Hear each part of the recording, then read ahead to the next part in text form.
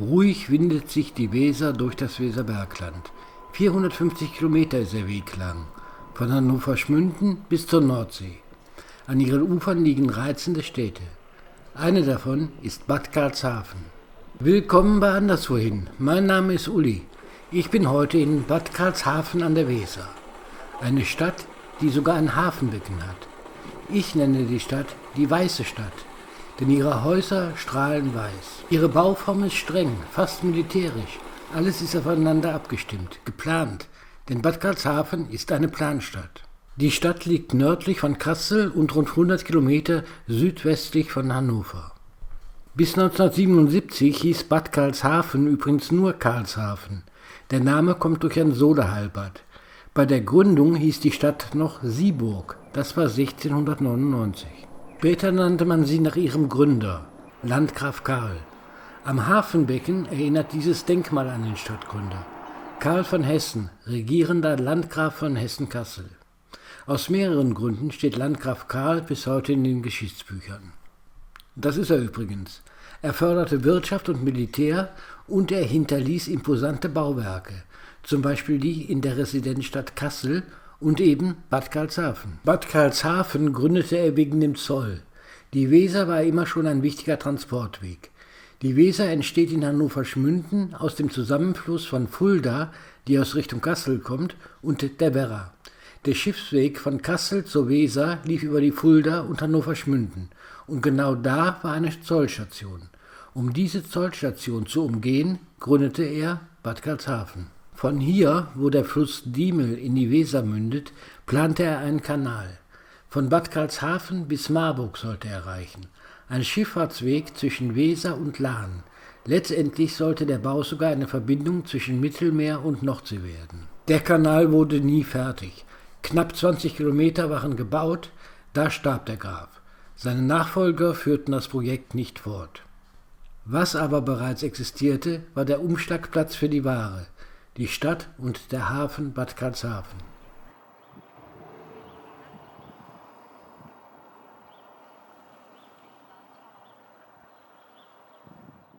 Am besten schaut man sich mal den Stadtplan an. Das ist der Stadtplan von Bad Karlshafen. Da ist das Hafenbecken, hier ist der Anschluss an die Weser und das hier ist der Anschluss an den Kanal. Das ist eine ehemalige Tabakfabrik. Hier befindet sich heute das Deutsche Hugenottenmuseum. Und das nicht ohne Grund, denn Landgraf Karl besiedelte seine neue Planstadt mit Hugenotten aus Frankreich. Die Hugenotten waren Anhänger von Calvin, einem Reformator. Der ging viel weiter als Luther. Keine Bilder in Kirchen, kein Altar, nur die Predigt. In Frankreich hatte er viele Anhänger.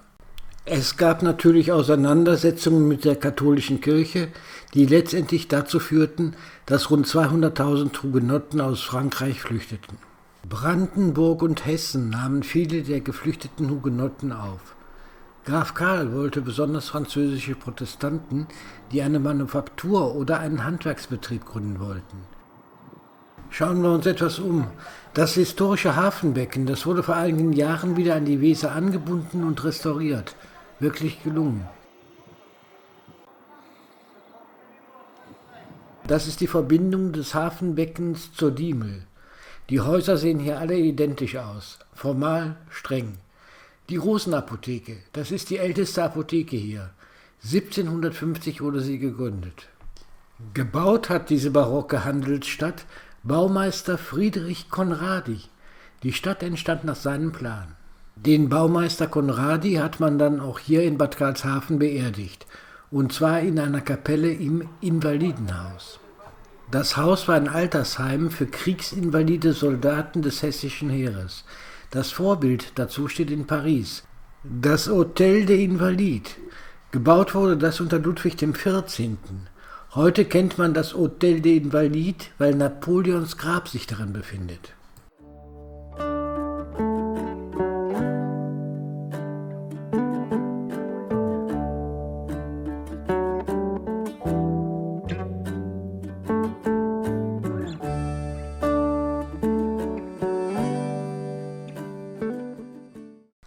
Hochwasserstände mit Jahreszahlen an die Wand gemalt.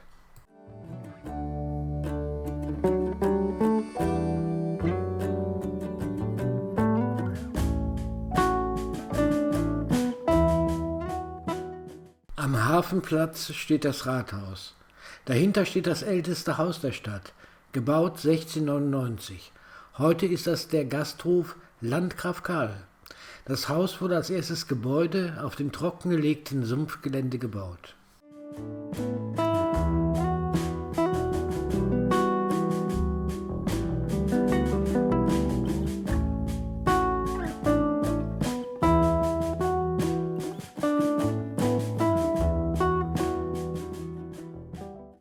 Diese Buchstaben hier, die bedeuten Karl, Landgraf zu Hessen. Am Hafenbecken steht das Rathaus. Das Gebäude war ursprünglich ein Pack- und Lagerhaus.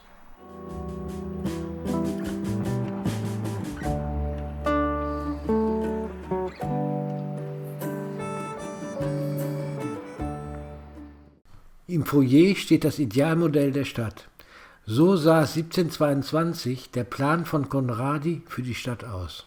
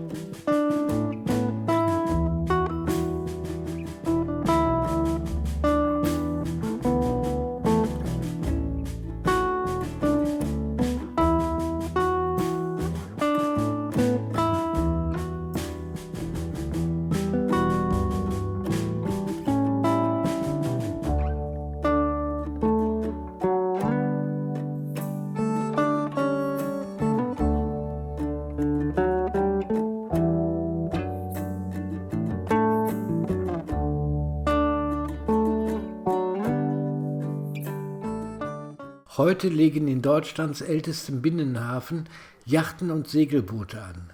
Ruhig ist es hier. Parkplatzgebühren kassiert man hier übrigens nicht. Am Hafenbecken und an der kleinen Weserpromenade, da gibt es Cafés und Restaurants. Auch Weserschiffe legen hier an.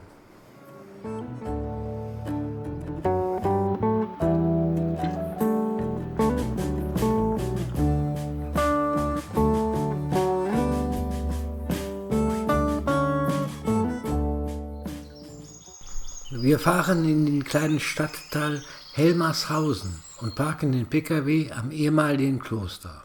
997 wurde hier ein Königshof, dann ein Benediktinerkloster gegründet.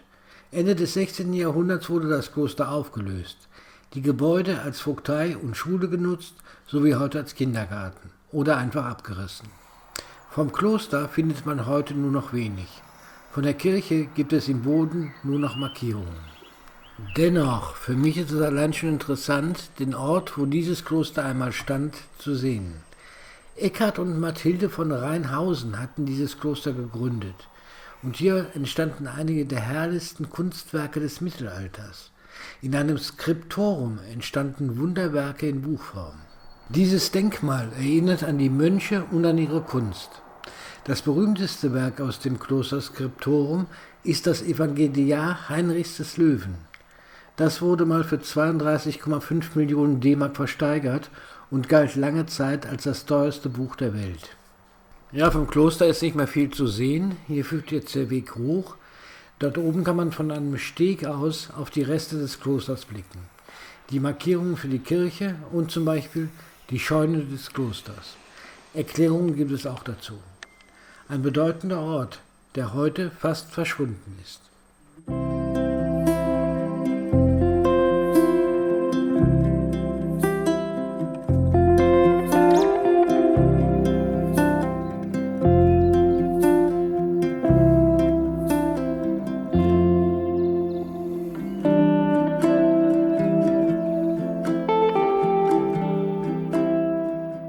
Das war es aus Bad Karlshafen und Helmarshausen.